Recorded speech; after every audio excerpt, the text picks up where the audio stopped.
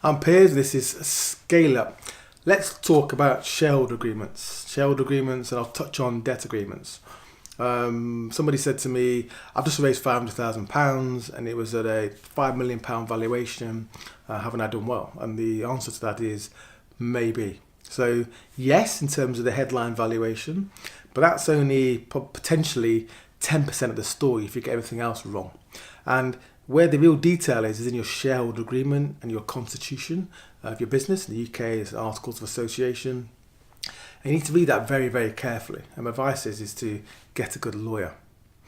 And the issue is this, is that yes, you may have given away a small percentage of your company for an investment, but when you read the small print, an investor that owns even 5% of your company can very quickly control it and control the future of it, what happens to it, and even whether or not you work for it. So in a shareholder agreement, you'll see clauses about governance, who can sit on the board, who controls the board.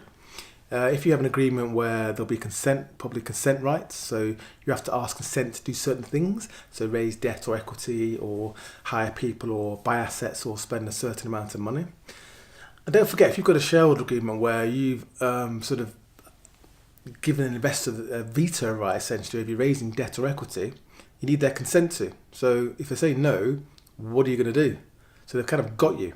And for that right to go and raise debt or equity, they've got a fiduciary duty as if they're a director. But if not, they can ask for a pound of flesh. If you've got a shareholder agreement where you've said that don't worry, in year 2 I'm going to hit this revenue target or this profit target, and if I don't, all bets are off, don't worry, I'm going to hit it. And to get the money, you've kind of given up a clause that says that they have swamp rights, they can take over the board, appoint new directors, they have extra voting rights, they can probably fire you. Now, in most cases, that's not what investors are trying to do. Investors want to invest the capital and hopefully see a return, but they also want the downside protected. So these consent rights and veto rights, they're a governance mechanism. They're a sort of a safety valve, so they can get involved in important decisions to make sure that the capital they provided, which may be all the capital you've ever raised, is being used correctly. So check your consent rights, check your veto rights, check that if things go slightly off-piste or things don't quite go to plan, that investors can't just step in and take control of the business you thought you'd given away a small percentage of.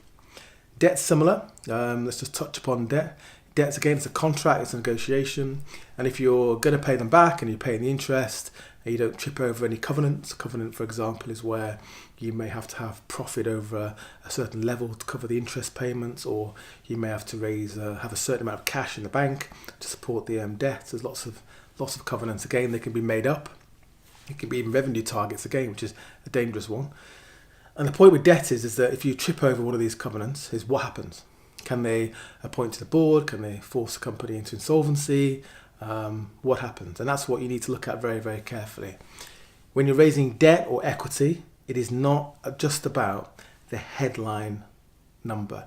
It is not about the fact you've given away 3-4% of your business for quite a large amount of money. It's not about the fact that you just raised some debt and haven't read the small print in your eagerness to get on with it. Because in your eagerness to get on with it, you may find that you don't own your business or even work for it.